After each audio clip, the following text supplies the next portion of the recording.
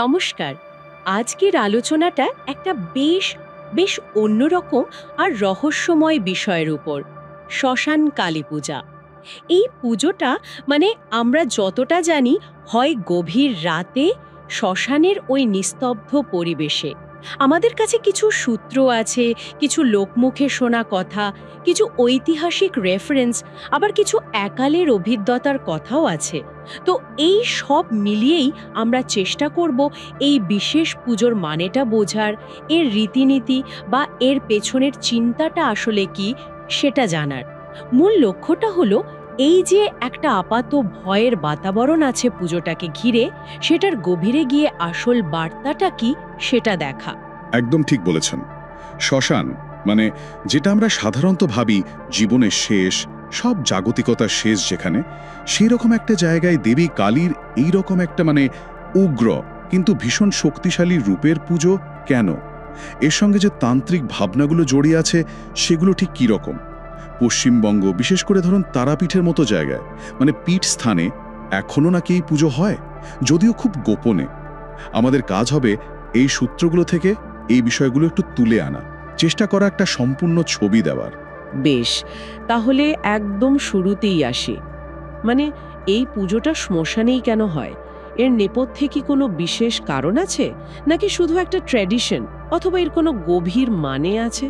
না না, এর পেছনে একটা গভীর তান্ত্রিক দর্শন আছে। শ্মশান তো শুধু শুধু মৃতদেহ পোড়ানোর জায়গা নয়। তান্ত্রিক বিশ্বাস যদি দেখেন, এটা হলো জাগতিক মায়া, মোহ, অহংকার এইসব শেষ হয়ে যাবার চূড়ান্ত জায়গা। এখানে পঞ্চভূত ক্ষিতি, অপ, তেজ, মরুত, ব্যোম, তারা তাদের নিজের খেলায় মত্ত থাকে।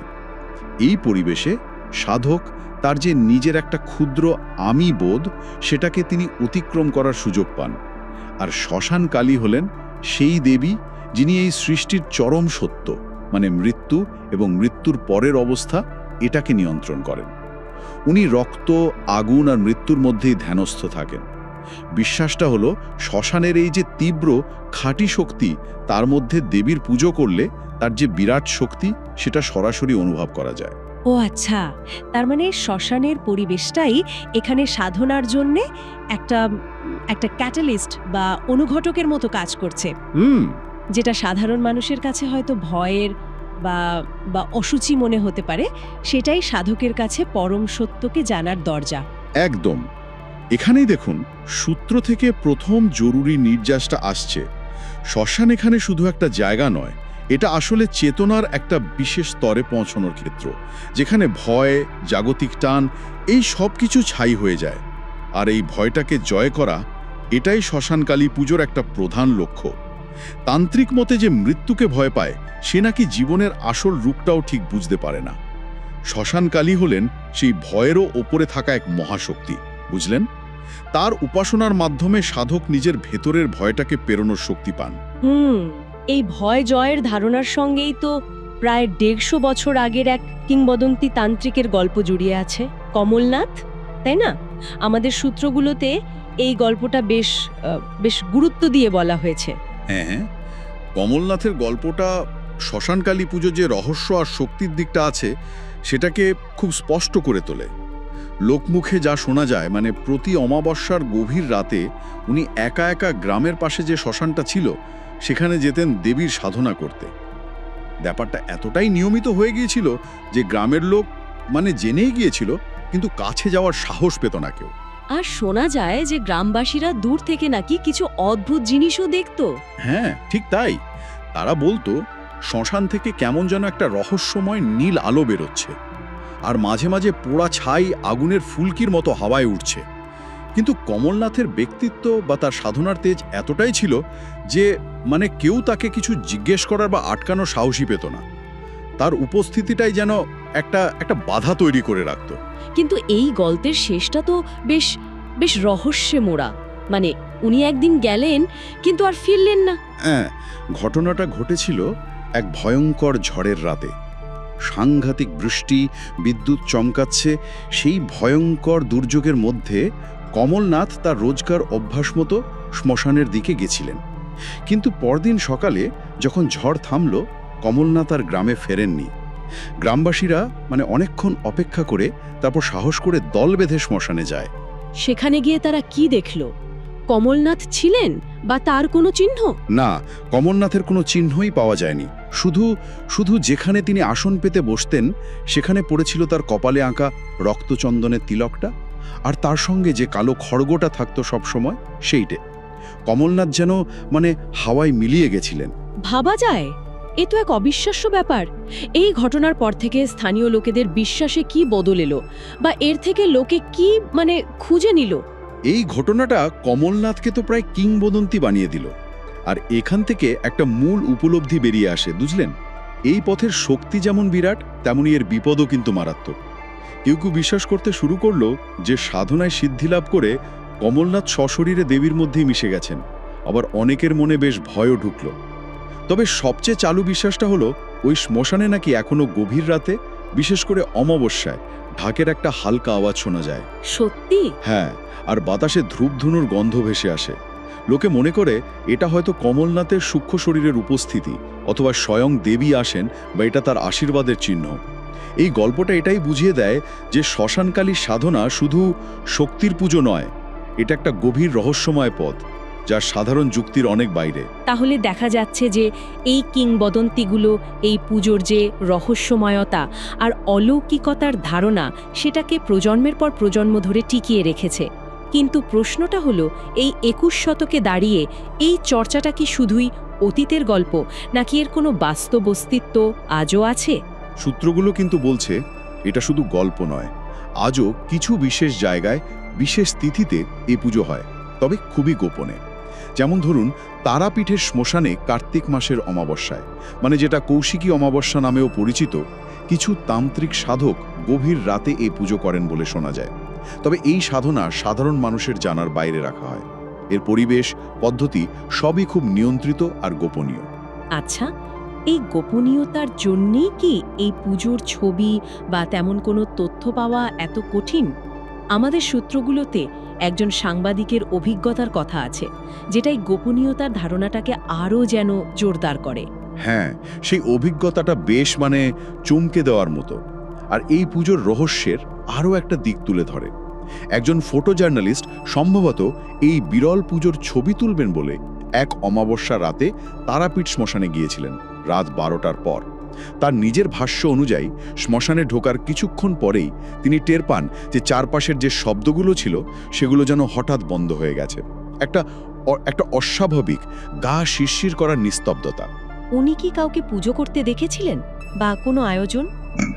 তিনি স্পষ্ট লিখেছেন যে যখন তিনি ওই নির্দিষ্ট জায়গায় পৌঁছন, সেখানে দেবীর মূর্তির সামনে কোনো পূজারী বা সাধক কেউ ছিল না।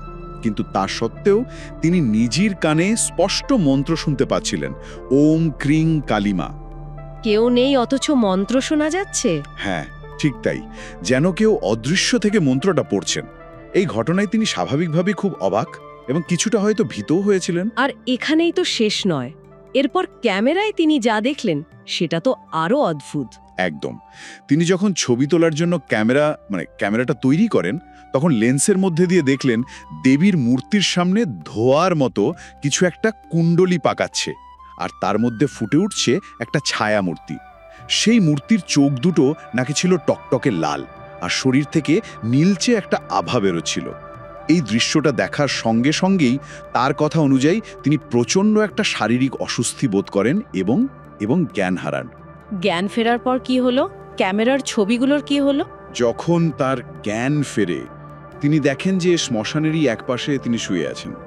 কিন্তু সবচেয়ে রহস্যজনক ব্যাপার হলো, তিনি দেখেন তার ক্যামেরার মেমোরি কার্ডটা পুরো ফরম্যাট হয়ে গেছে, একদম ফাঁকা। পুরো ফাঁকা? সব ছবি উধাও? হ্যাঁ, তোলা ছবি তো নেই, আগের কোনো ডেটাও নেই, সব মুছে গেছে। এই ঘটনার কি ব্যাখ্যা হতে পারে? সূত্রগুলো কি কোনো টেকনিক্যাল গ্লিচের কথা বলছে, নাকি এটাকে সোজাসুজি অলৌকিক ব্যাপার বলেই দেখাচ্ছে? এখানেই একটা গুরুত্বপূর্ণ বিশ্লেষণ উঠে আসছে। কিন্তু কেউ বলতেই পারেন এটা হয়তো ক্যামেরার কোনো যান্ত্রিক সমস্যা, বা হয়তো ওই চরম মানসিক চাপ আর পরিবেশের প্রভাবে তৈরি হওয়া এক ধরনের হ্যালুসিনেশন। শ্মশানের পরিবেশ, রাতের নিস্তব্ধতা, মনের মধ্যে থাকা ভয়, এগুলো তো মানুষের ইন্দ্রিয়কে প্রভাবিত করতেই পারে। তবে এই নির্দিষ্ট সূত্র বা বয়ানটা জোর দিচ্ছে অন্য একটা দিকে। মেমোরি কার্ডের ডেটা পুরো মুছে যাওয়াটা একটা বিরাট প্রশ্ন তুলে দেয়। এটা এই ধারণাকে আরও জোরালো করে যে শ্মশানকালীর এই রূপ বা তার শক্তিকে সাধারণ যন্ত্র দিয়ে মানে ধরা বা বন্দি করা যায় না। এটা যেন একটা অদৃশ্য বার্তা। এই দর্শন শুধু বিশ্বাস, সাধনা বা বিশেষ আধ্যাত্মিক যোগ্যতা থাকলেই পাওয়া সম্ভব, জোর করে বা প্রযুক্তি দিয়ে নয়। দেবী যেন নিজেই তার এই রূপটাকে সাধারণের চোখ থেকে আড়ালে রাখতে চান। তাহলে এই সাংবাদিকের অভিজ্ঞতা আর কমলনাথের কিংবদন্তি দুটোই যেন একই দিকে ইঙ্গিত করছে। এই শক্তিকে চাক্ষুষ করার জন্য একটা বিশেষ মানসিক বা আধ্যাত্মিক প্রস্তুতি লাগে, যা সাধারণ মানুষের থাকে না। হ্যাঁ, এবং এখান থেকেই আমরা শ্মশানকালীর দর্শনের আরও গভীরে ঢুকতে পারি। একদিকে তার ওই ভয়ঙ্কর রূপ শ্মশানচারী, বেশ যা ভয় জাগায়। অন্যদিকে সাধকদের কাছে তিনি পরমাশ্রয়, জ্ঞান আর মুক্তির উৎস। এই যে দ্বৈততা, এটাই তার স্বরূপ। এই দ্বৈততা ভয় আর ভক্তি একই দেবীর মধ্যে কিভাবে থাকে? সাধারণভাবে তো ভয়ানক কিছু দেখলে লোকে দূরে সরে যায়। তান্ত্রিক দর্শন অনুযায়ী মা শ্মশানকালী আসলে জাগতিক ভালো মন্দ, ভয় নির্ভয়, সৃষ্টি ধ্বংস এই সব কিছুর ঊর্ধ্বে। তিনি আসলে চরম বাস্তবতার প্রতীক। মৃত্যু তো জীবনের সবচেয়ে কঠিন আর অবশ্যম্ভাবী সত্যি। শ্মশান হলো সেই সত্যেরই জায়গা। দেবী এখানে সেই সত্যকে মেনেই অবস্থান করেন। তার ভয়ঙ্কর রূপটা আসলে আমাদের মনের ভয়, আমাদের অজ্ঞতা আর মায়ারই প্রতিফলন। যখন সাধক সেই ভয়টাকে জয় করতে পারেন, তখনই তিনি দেবীর মাতৃরূপটা উপলব্ধি করেন। তার কাছে তখন অন্ধকারও আলোর মতোই স্বাভাবিক হয়ে যায়। তার অন্ধকার বা শ্মশানে পরিবেশ এগুলো এখানে নেতিবাচক অর্থে ব্যবহার হচ্ছে না, বরং এটা সাধনারই একটা অংশ। অবশ্যই, নিশ্চিতভাবেই। অন্ধকার এখানে অজ্ঞানতা নয়, বরং গভীর ধ্যানের প্রতীক। যেমন ধরুন, রাতের নিস্তব্ধতা মনকে একাগ্র করতে সাহায্য করে, তেমনি শ্মশানের পরিবেশ সাধককে জাগতিক হইচই থেকে মুক্ত করে পরম সত্যের মুখোমুখি করে দেয়। দেবীর কাছে আলো আর অন্ধকার দুইই সমান। তার চোখের সৃষ্টির কোনো কিছুই ফেলনা নয়। শ্মশান যেখানে জীবনের সব খেলা শেষ হয়, সেখানেই তিনি পূর্ণ মহিমায় থাকেন। এটাই বোঝায় যে জীবনের কোনো অংশকেই অস্বীকার করে পূর্ণতাকে পাওয়া যায় না, তা সে যতই কঠিন বা অপছন্দের হোক না কেন। কিন্তু এত কিছুর পরেও ভক্তরা তো তাকে মা বলেই ডাকেন, তার মধ্যে মাতৃস্নেহ খুঁজে পান। এই ভয়ানক রূপের সঙ্গে মাতৃস্নেহের যোগাযোগটা ঠিক কিভাবে হয়? কারণ কালী তো আসলে আদ্যাশক্তি, জগতের মা। তার শ্মশানচারিণী রূপকা একটা বিশেষ প্রকাশ শুধু। যেমন একজন মা তার সন্তানকে বিপদ থেকে বাঁচাতে প্রয়োজনে কঠোর বা উগ্র রূপ ধরেন, দেবী কালীও অনেকটা সেরকম। তার ওই ভয়াল রূপ অশুভ শক্তিকে বিনাশ করার জন্য, ভক্তদের রক্ষা করার জন্য। যারা শুদ্ধ মনে ভয়কে জয় করে তার শরণ নেয়, তারা তার ওই রুদ্র রূপের পিছনে থাকা অফুরন্ত করুণা আর মাতৃস্নেহই অনুভব করে। তার হাতে যে খড়গ, সেটা একদিকে যেমন ধ্বংসের প্রতীক, তেমনি অন্যদিকে তা অজ্ঞানতার বাঁধন কেটে মুক্তির পথও খুলে দেয়। বাহ, চমৎকার ব্যাখ্যা। তাহলে এই যে এতক্ষণ ধরে আলোচনা হলো, এর থেকে যদি আমরা মূল নির্যাসটা একটু তুলে ধরতে চাই, তাহলে শ্মশান কালী পুজো আর তার দর্শন নিয়ে কি বলা যেতে পারে? সারসংক্ষেপে যদি বলি, শ্মশানকালী পুজো শুধু একটা ভয়ঙ্কর বা বিভৎস পুজো নয়। একে ভয় না পেয়ে এর ভেতরের মানেটাকে সম্মান জানানো উচিত। সূত্রগুলো থেকে আমরা যে মূল ধারণাগুলো পেলাম, সেগুলো হলো: 1. ভয়কে জয় করা। এটা আধ্যাত্মিক পথে চলার প্রথম ধাপ। শ্মশান আর দেবীর রূপ সেই ভয়টার মুখোমুখি হওয়ার প্রতীক। 2. দ্বৈততার ঊর্ধ্বে ওঠা, ভালো মন্দ, আলো অন্ধকার, জীবন মৃত্যু এইসব জাগতিক বিভেদ ভুলে গিয়ে পরম সত্যকে বোঝা। 3. মুক্তির সন্ধান। শ্মশানকালী শুধু মৃত্যুর দেবী নন, তিনি জাগতিক মায়া আর বাঁধন থেকে মুক্তিরও প্রতীক। তার পুজো সেই মুক্তির পথ দেখায়। আর 4 নম্বর হলো বাস্তবকে স্বীকার করা। জীবনের সবচেয়ে কঠিন সত্যি, যেমন ধরুন মৃত্যু বা ক্ষয়, এগুলোকে এড়িয়ে না গিয়ে গ্রহণ করার শিক্ষা। ভয়কে জয় করে মুক্তির পথে যাওয়া আর কঠিন বাস্তবতাকে গ্রহণ করা, এই ধারণাগুলো তো আজকের দিনে দাঁড়িয়েও খুব প্রাসঙ্গিক মনে হচ্ছে। অবশ্যই। আর এখানেই হয়তো আজকের আলোচনার শেষে আমরা একটা চিন্তার খোরাক রেখে যেতে পারি আমাদের শ্রোতাদের জন্য। হ্যাঁ হ্যাঁ, নিশ্চয়ই। কি সেই ভাবনা? যদি শ্মশানকালী জীবনের সবচেয়ে কঠিন অন্ধকার বা যে দিকগুলো আমরা এড়িয়ে চলতে চাই, যেমন মৃত্যু, ক্ষতি, ব্যর্থতা বা নিজের ভেতরের অন্ধকার, এইসবের মুখোমুখি হওয়ার প্রতীক হন, তাহলে সেই অন্ধকারকে ভয় পেয়ে পালিয়ে না গিয়ে তাকে গ্রহণ করার বা বোঝার চেষ্টা করার মধ্যে কি কোনো শক্তি বা এগিয়ে যাওয়ার পথ থাকতে পারে? আমরা যেটাকে নেগেটিভ বলে সরিয়ে রাখি, তার গভীরে গেলেই কি জীবনের বৃহত্তর সত্য বা নিজের ভেতরের আসল শক্তিটাকে খুঁজে পাওয়া সম্ভব? যেমন শ্মশানের নিস্তব্ধতায় পরম সত্যের ডাক শোনা যায়, তেমনি জীবনের সবচেয়ে কঠিন অভিজ্ঞতার মুখোমুখি হয়েই কি আমরা নিজেদের সীমাবদ্ধতাগুলো পেরোতে পারি? সত্যি খুব গভীর একটা প্রশ্ন। যা কিছু অপ্রিয়, যা কিছু ভয়ের, তাকে এড়িয়ে না গিয়ে তার মুখোমুখি হওয়ার মধ্যে দিয়ে পূর্ণতাকে খোঁজা, এই ভাবনাটা সত্যি ভাবার মতো। শ্মশানকালীর আরাধনার এই দিকটা হয়তো আমাদের রোজকার জীবনেও কোনো না কোনোভাবে পথ দেখাতে পারে। হয়তো সেখানেই এই আপাত রহস্যময় আরাধনার সবচেয়ে বড় প্রাসঙ্গিকতাটা লুকিয়ে আছে। আজকের মতো আলোচনা তাহলে এখানেই শেষ করি। জয় মা কালী। জয় মা শ্মশানকালী।